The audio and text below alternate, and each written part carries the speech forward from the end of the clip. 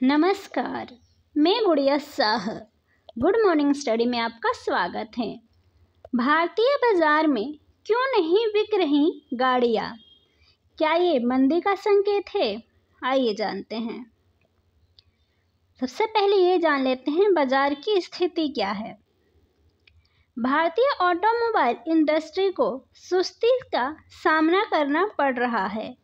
FADA अर्थात federation of automobile dealers association की हालिया रिपोर्ट के अनुसार देश भर में 8 लाख कार बिक्री के लिए स्टॉक में खड़ी हैं, जिसकी इन्वेंट्री कॉस्ट लगभग 77,000 करोड़ रुपए है। GDP पर क्या प्रभाव पड़ेगा? ऑटोमोबाइल इंडस्ट्री का देश की अर्थव्यवस्था में महत्वपूर्ण योगदान है। यह क्षेत्र भारत की GDP का लगभग 7.1% है। ऑटोमोबाइल इंडस्ट्री की मैन्युफैक्चरिंग सेक्टर में 49% हिस्सेदारी है। किन दूसरे सेक्टर पर पड़ेगा प्रभाव, आइए जानते हैं।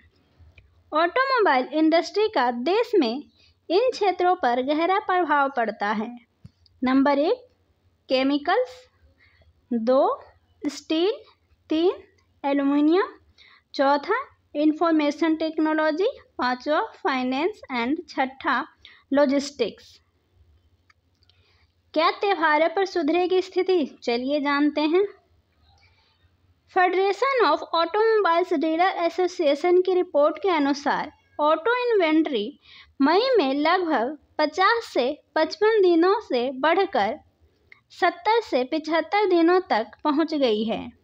ऐसे में एक्सपर्ट्स का मानना है कि त्योहारों के समय स्थिति में सुधार की उम्मीद की जा सकती है, जिसके चलते इस बार अच्छे डिस्काउंट्स मिलने की भी संभावना है। गाड़ियों पर टैक्स कितना लगता है? चलिए जानते हैं।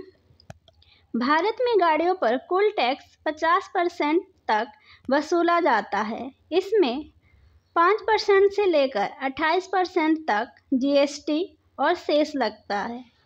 उदाहरण के तौर पर कुछ SUV गाड़ियों पर 28% GST और 22% कंपनसेशन सेस लगता है। वहीं इसके बाद रजिस्ट्रेशन के समय RTO आदि शुल्क भी गाड़ी की कीमत को ग्राहक के लिए बढ़ा देते हैं। इसके अलावा सरकार समय समय पर टैक्स में छूट भी देती है।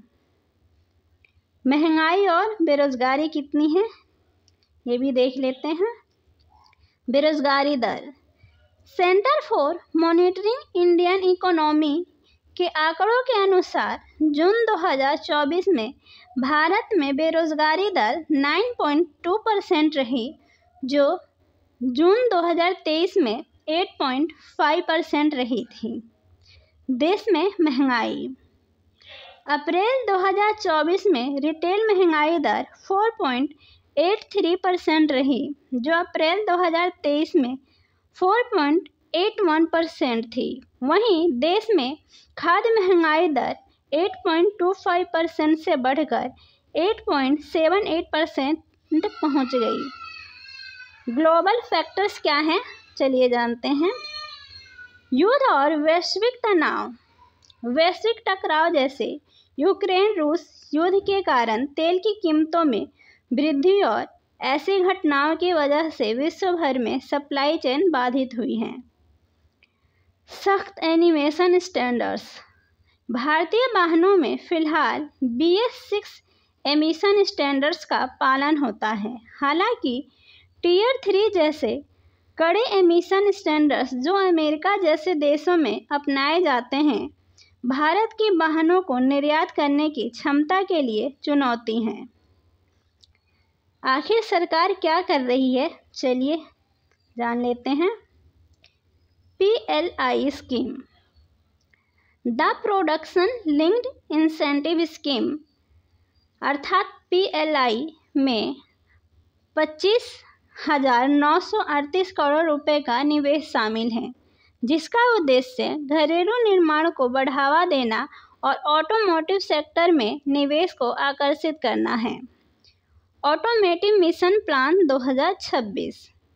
यह योजना ऑटोमोटिव उद्योग के लिए रणनीतिक दृष्टिकोण और रोडमैप को स्पष्ट करती हैं, जिसका उद्देश्य विकास, इनोवेशन और वैश्विक प्रतिस्पर्धा को बढ़ावा देना है।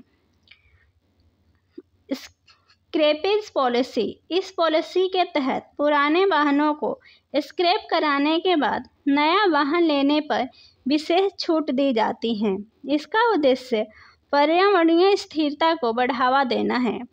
ऐसी ही अन्य जानकारी के लिए हमारे चैनल पर बने रहें। धन्यवाद।